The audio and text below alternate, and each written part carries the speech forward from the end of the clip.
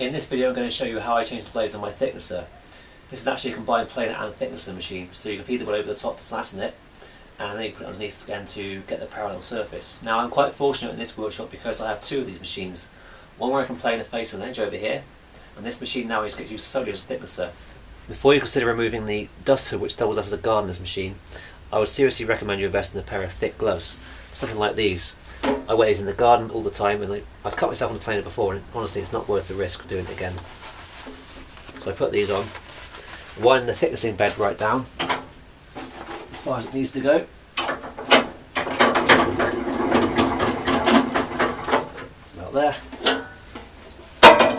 and it just swings over.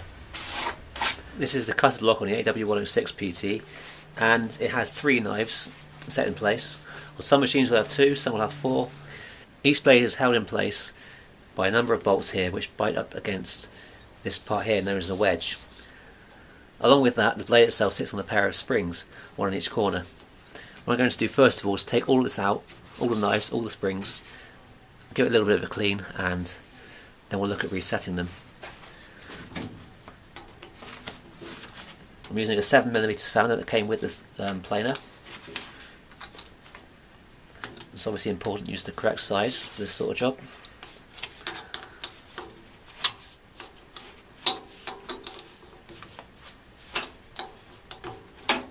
And you can see there the knife just pops up because of the springs underneath.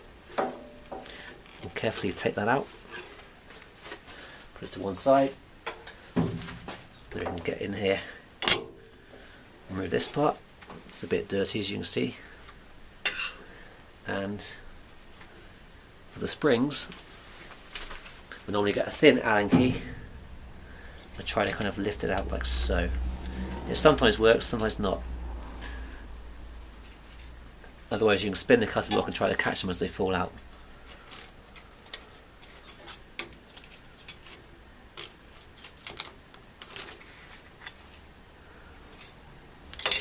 To clean these slots out, I normally get a bit of WD-40 and squirt it in there. That's plenty. And take an old toothbrush just to get rid of the dust. I do the same with the springs. Inside a little pot like this. Put some oil in there. Let that soak in so it doesn't rust. And also with these wedges, a light coating. A bit of a scrub will take all that dust off. Now in my opinion there's no easy way to tell when your blades are dull. In the machine you get used to it, I think, with experience. You can listen to when the blades sound dull and you can notice it in the finished cut as well. But with these ones here, I'm so confident they're blunt that I can just do this and it's not cutting me, they're not sharp at all. So they were long overdue for replacement. What you can't see as well is that there are nicks along the surface here. And if there's like only 1 or 2 nicks, you can normally offset one of the blades and that will counteract for that as the cutter block rotates. That will cancel out. If the blades are only dull, you can make a jig to hone them. I've got one somewhere. I don't use it very often, to be honest. What I'm going to do instead is put this to one side. In this red pack here I have some not brand new, they're freshly sharpened blades. I've had them for a while actually. I'm going to put those in the machine, put these back in the case, then they'll have to be sharpened again. I'm just reinserting my springs for that first blade. Carefully back into the hole. Again, the Allen key works quite well here, I find. Try and push that down a bit. Okay. Then we take one of these wedges. I wind the bolts in slightly to make it easier to get the knife in there. And press the bolts against this side of the cutter block. That's away from the slot where the knife fits. Okay. Easy way to remember it. Put the gloves back on. Now I take my first knife and the bevel goes against this side, the same side as where the slot is for the blade to sit in. Now you can knit these up with a spanner to get it loosely in place, but at this point the best thing really is to have a jig with it. This is the jig the machine came with. It's okay, it's fairly accurate when you get it right, but it's very fiddly, and to be honest these things are a bit loose. You can just hear that. I find it requires a lot of patience to use this one. I never get it right first time. It takes me at least 3 attempts. And that can easily amount to like 45 minutes of my time has gone setting the blades. So I went out a few years ago and bought this jig here from Rutland's. Just a one piece with some magnets embedded inside, so that sits on the cutter block. I do it roughly around the centre, like so. I try and get this middle one portioned centrally over the blade's edge. It's going to be about there. Now you're free to tighten it down. Ideally I would have two of these jigs. They were sold singly. There is another set of magnetic jigs you might have seen. They're quite popular and they come in pairs. I've used them in the past, but to be honest I found them very lightweight. There was quite a lot of flexibility in the kind of mechanism. I found I could push down a little bit and that would just affect the whole setting and it would throw everything out, and I never really got on with them. But they are quite popular, as I said. A lot of people like them, but I quite like this one. I'm not going to change from this now. It suits my needs. I mean, for a 10-inch block like this one, I think one single jig is fine. But if you're doing something larger, I think you probably want to consider buying two of these, one either end then. With the standard jig supplied with this machine, it's quite lightweight, so you've got to hold it on here with one hand. And you've really got to push down and hold it there, fighting against the pressure of the springs pushing upwards the whole time. Along with that, you're also trying to get your spanner in these gaps so you can try and tighten the bolts. It's not easy at all.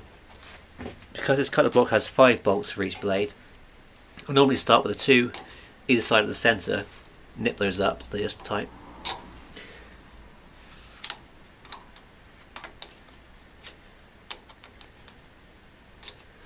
Now you have the centre one after that. Again, just nipping it up, not too tight. I can do the same with the 2 outer ones.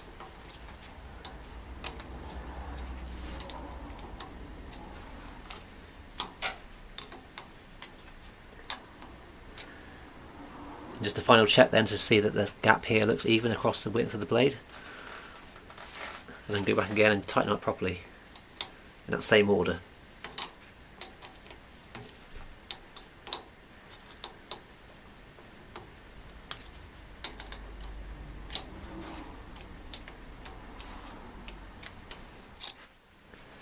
While I'm down here, I'm also going to have a look at the tensioning springs that control these feed rollers, because I'm finding that on the outfeed of this machine, as the wood comes out the back end, it doesn't feel secure. It feels like it's almost ready to come loose.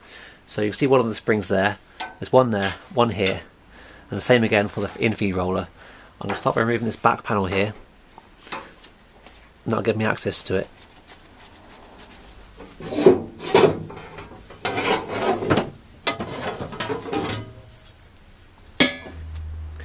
And all I should have to do here to increase the tension is to tighten this nut. I'm going to do this gradually. I'm going to do it by about a quarter of a turn. It's normally what's recommended, and I'll see what kind of difference that makes. And to get to the tool on this side, just remove the back cover like so.